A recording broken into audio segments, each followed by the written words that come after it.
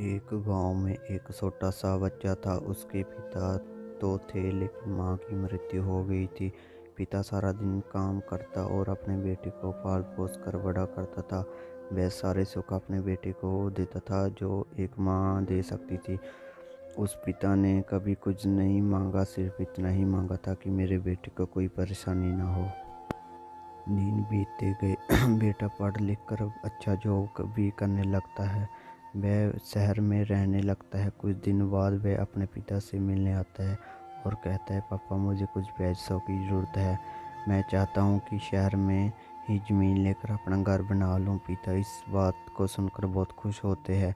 सोचते हैं कि मेरा बेटा एक न एक दिन नाम करेगा। पिता की दर्द भरी कहानी। हिंदी कहानी पिता की दर्द भरी कहानी। जिंदगी भर की बचाई हुई पूंजी को निकाल कर अपने बेटे को दे देते हैं।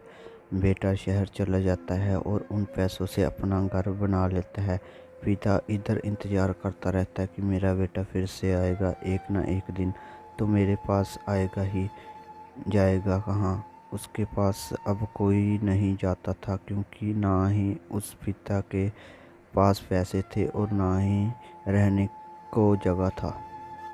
कुछ दिन बाद बेटा फिर लौट कर आता है और अपने पिता से कहता है, पापा अब आप दादाजी बनने वाले हैं। पिता को बहुत खुशी होती है। इस बात को सुनकर वह कहते हैं, तू मुझे मेरी बहू और पोता से कब मिलाएगा? बेटा कहता है, बस पापा थोड़े दिन और। पापा मुझे कुछ पैसों की ज़रूरत है, क्योंकि आजकल थोड़ा जॉब में खींच बीच हो रहा है, जिसके कारण से मुझे कुछ दिन के लिए सस्पेंड कर दिया गया है।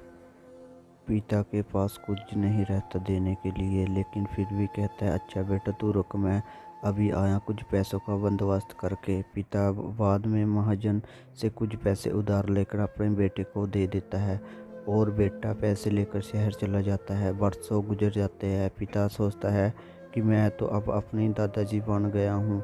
मेरा बेटा पता नहीं मेरे नाती को लेकर कब आएगा। फिर सोचने लगते हैं, समय नहीं मिलता होगा इसलिए मेरा बेटा अभी तक आया नहीं, वरना आया जरूर होता।